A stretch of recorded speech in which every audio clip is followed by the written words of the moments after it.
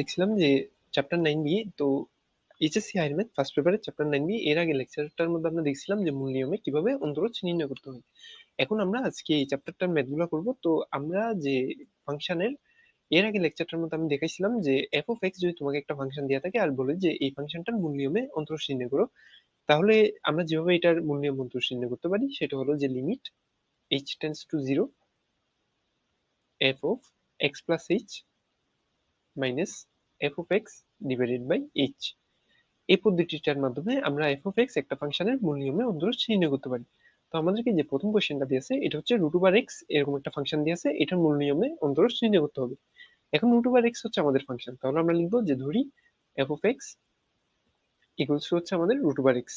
এখন এই ফাংশনটা যেহেতু এফ অফ এক্স এর একটা ফাংশন, তুমি যদি এখানে এফ অফ ওয়ান বসাতে তাহলে যে ভ্যালুটা পেতে এটা হচ্ছে রুট ওভার ওয়ান। যদি এফ অফ টু বসাতে সেক্ষেত্রে তুমি পেতে হচ্ছে রুট ওভার টু। এখন আমি চাচ্ছি যে F of x plus H বসাবো। এক্স প্লাস এই জিনিসটা কি? এক্স হতে পারে যে কোনো একটা সংখ্যা। এই এক্স এর সাথে আমি যদি এইচ পরিমাণ একটা সংখ্যা যোগ করে এই ফাংশনটার মধ্যে বসিয়ে দিই, তাহলে এই ফাংশনটা আমাকে কি ভ্যালু রিটার্ন করবে? এই এইচ এর মানটা টেন্স টু জিরো, মানে এইচ এর মানটা জিরো এর খুব কাছাকাছি। এই এইচ এর মানটা টেন্স টু জিরো মানে জিরো এর খুব কাছাকাছি একটা সংখ্যা আমি এক্স এর সাথে যোগ করে এই ফাংশনটার মধ্যে যদি আমি বসাই, সেক্ষেত্রে এই ফাংশনটা আমাকে যে ভ্যালুটা রিটার্ন করবে এটা হয়ে যাবে root over x plus h. এই ফাংশনটার মধ্যে যদি আমি এক্স প্লাস এইচ বসাই, এই ফাংশনটা আমাকে root over x plus h return করবে। মূল নিয়মে অন্তরজের মূল নিয়মে অন্তরজ নির্ণয় করার সংজ্ঞা হতে আমরা পাই যে d d x of f of x equals to আমাদের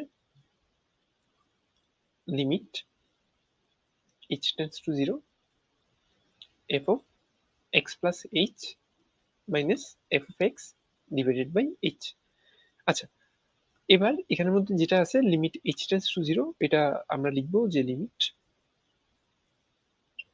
F of x plus h এর মানটা আমরা কি পাইছি? F of x plus h এর মানটা আমরা পাইছি root over x plus h. তাহলে এটা root over x plus h রেখে দিব। আর যেটা এফ অফ এক্স আছে এটা হচ্ছে আমাদের রুট ওভার এক্স, আর ডিভাইডেড বাই হচ্ছে আমাদের এইচ। এবার একটা জিনিস দেখো যে এই যেটা আমাদেরকে লিমিট আছে, এখানে যদি তুমি এইচ এর মানটা জিরো বসিয়ে দাও, সেক্ষেত্রে তুমি যেটা ভ্যালু পাবে এটা হচ্ছে জিরো বাই জিরো, কারণ উপর রুট ওভার এক্স থেকে রুট ওভার এক্স চলে যাবে ডিভাইডেড বাই জিরো। তো জিরো বাই জিরো যদি আমাদের আসে, আমরা তো অ্যাকচুয়ালি এটা এই ভ্যালুটা চাচ্ছি না, আমরা যে ভ্যালুটা চাচ্ছি ওটা হচ্ছে এফ অফ এক্স মানে রুট ওভার এক্স এর মূল নিয়মে অন্তরজ নির্ণয় করতে। তাহলে এই জিনিসটাকে আমাদের সিম্পলিফাই করতে হবে। আর এখানে একটা জিনিস হলো যে আমরা যখনই মূল নিয়ম অন্তরজ নির্ণয় করতে যাব, হরংশে যে এইচ থাকবে আমাদের টার্গেট হবে যে এইচটাকে বাদ দিয়ে দেওয়া। এই এইচটাকে বাদ দিতে পারলে আমাদের অন্তরজটা নির্ণয় করা হয়ে যাবে, কারণ এখানে যেটা নিচে যেটা এইচ আছে এই এইচটার জন্যই মূলত আমাদের অন্তরজটা নির্ণয় করতে গিয়ে মানে প্রবলেমটা হয় আর কি। তাহলে এটা হবে limit h tends to zero, উপরে যেটা এক্স প্লাস এইচ আছে এখান থেকে এটাকে আমি এভাবে লিখতে পারি x plus h whole to the power half, minus এখানে যেটা রুট ওভার এক্স আছে এটাকে লিখতে পারি whole to the power x to the power half divide by h. এবার এটা হয়ে যাচ্ছে যে limit h tends to zero, উপরে যেটা x plus h whole to the power half আছে, এখান থেকে এক্স যদি কমন নিয়ে নিই এটা হয়ে যাবে one plus h by x. এবার এখানে একটা সেকেন্ড ব্র্যাকেট হবে, এটা হয়ে যাবে whole to the power half minus x whole to the power half divided by আমার কাছে দেওয়া আছে এইচ।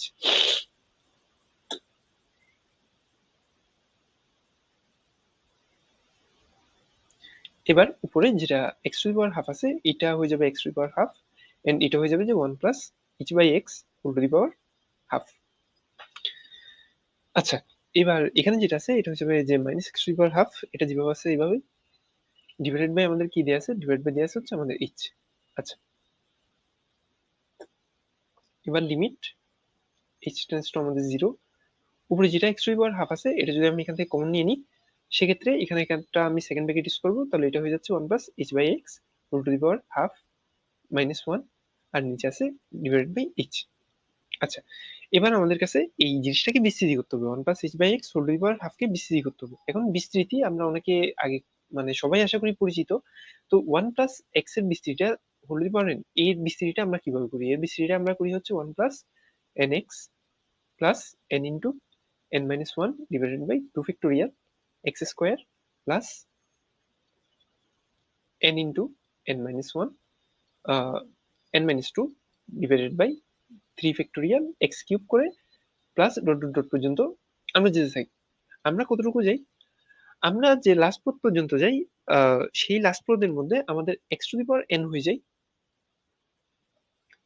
প্লাস ডট ডট করে, মানে আমরা x two the power n পর্যন্ত যেতে থাকি x two the power n।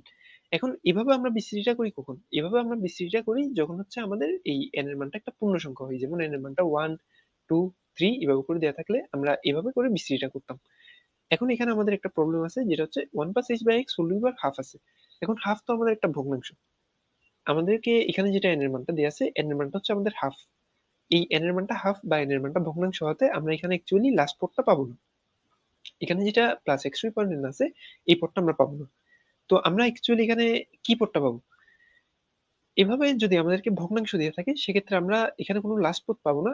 এভাবে করে আমরা বিস্তৃতি করতে প্লাস ইনফিনিটি পর্যন্ত আমরা চলে যেতে পারি। তো আমাদের যখনই n এর মানটা ভগ্নাংশ দেয়া থাকবে, আমরা এটাকে বিস্তৃতি করতে প্লাস ইনফিনিটি পর্যন্ত যেতে পারবো। আচ্ছা, তো এবার এই জিনিসটা এখানে এপ্লাই করব। তো এই জিনিসটা যদি আমি এখানে এপ্লাই করতে যাই, তাহলে এটা হয়ে যাবে যে limit h tends to 0 x² যেভাবে আছে সেভাবে থেকে রেখে দিলাম।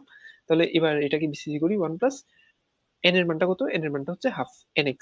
তাহলে x এর মানটা কত? x এর মানটা হচ্ছে h/x plus n into n-1 divided by 2 factorial. ঠিক আছে না? n into n-1 divided by 2 factorial into ছিল আমাদের কি এক্স স্কোয়ার। তারপরে এক্স স্কোয়ার মানে কি h square divide by x square. ঠিক আছে না? প্লাস ডট ডট বাকি পদগুলো আমি দেখাবো না। আমাকে মোটামুটি প্রথম তিনটা পদ দেখালে আমার যেহেতু হয়ে যাচ্ছে, তাহলে বাকি পদগুলো দেখানোর আমার এখানে প্রয়োজন নেই।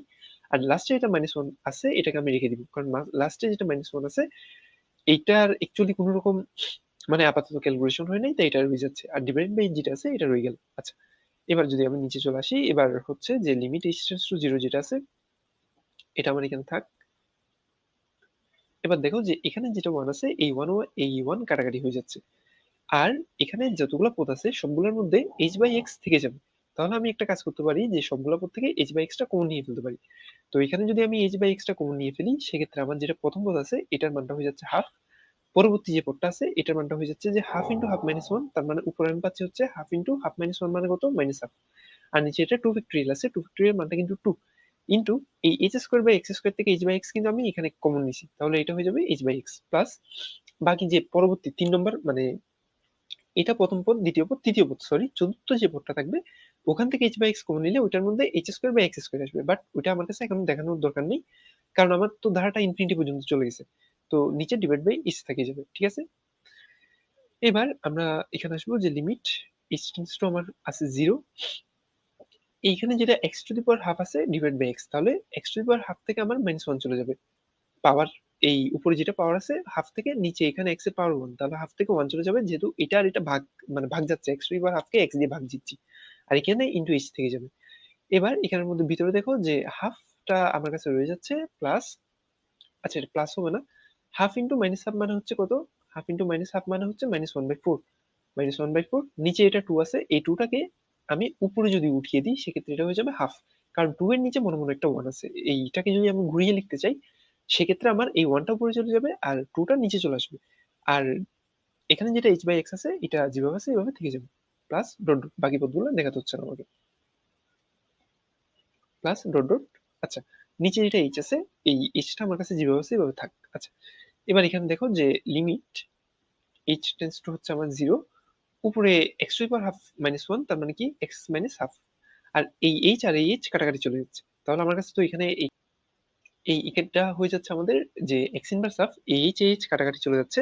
আর ভিতরে আমার কাছে থেকে যাচ্ছে যে হাফ মাইনাস 1/8। আর h/x এর সাথে গুণ করে দিলে অ্যাকচুয়ালি এই জিনিসটা হয়ে যাচ্ছে যে minus h divide by 8x। আচ্ছা, এটা x হবে plus dot dot dot dot. বাকি পদগুলো আমি দেখাবো। আচ্ছা, এবার এখানের মধ্যে আমরা যদি h এর মানটা 0 বসিয়ে দিই, আমরা কোনোভাবে এটাকে মানে 0, আমরা মোটামুটি 0 পাবো না। তো এখানে বাকি যতগুলো পদ আছে ওগুলোর সাথে h/x এটা থাকার কারণে লবংশে 0 বসিয়ে দেওয়ার কারণে বাকি যা পদ আছে সবগুলো হয়ে যাবে 0। তো আমার কাছে শুধু এই যে হাফ পদটা আছে এটা থেকে যাবে। তাহলে এই জিনিসটা হয়ে যাবে যে x inverse half into half. বাকি যা পদ আছে সবগুলো হয়ে যাবে 0। তো ওইটা আমরা এখানে দেখাবো না। তো এক্ষেত্রে আমাদের এটার অন্তর্জ হিসেবে হাফ x ইনভার্স হাফ, কিংবা জিনিসটাকে আমি লিখতে পারি যে হাফ x², তার মানে 1/2 রুট এক্স। তো আমাদেরকে এখানে যেটা রুট এক্স এর মূল নিয়মে অন্তরজ নির্ণয় করতে বলছে, এখানে তো এটার মূল নিয়ম অন্তর নির্ণয় করে আমরা পাইছি যে মূল নিয়ম অন্তর নির্ণয় করার পর যে অ্যান্সারটা পাইছি, অ্যান্সার হচ্ছে আমাদের 1/2 ঠিক আছে। আচ্ছা, তো এটাই ছিল আমাদের 1 নম্বর টাইপের প্রথম ম্যাথটা। এবার হচ্ছে আমি যদি 1 নম্বর টাইপের 2 নম্বর ম্যাথটাতে আসি, এটার কোয়েশ্চেনটা এরকম। 2 নম্বর টাইপের যে ম্যাথটা আছে এটার কোয়েশ্চেনটা হচ্ছে 1/√x। তো আশা করতেছি যে এটা সবাই পারবে, কারণ এটা আর আগের ম্যাথটার মধ্যে খুব একটা পার্থক্য নেই। আগের ম্যাথটার মধ্যে যেটা √x ছিল, এখানে জাস্ট পার্থক্যটা হবে যে x⁻⁻½ হবে। তো x⁻⁻½ এই ফাংশনটার আশা করি তোমরা সবাই মূল্যবান দোষটা নির্ণয় করতে পারবে। তো এই ছিল আমাদের টাইপ 1 এর ম্যাথ।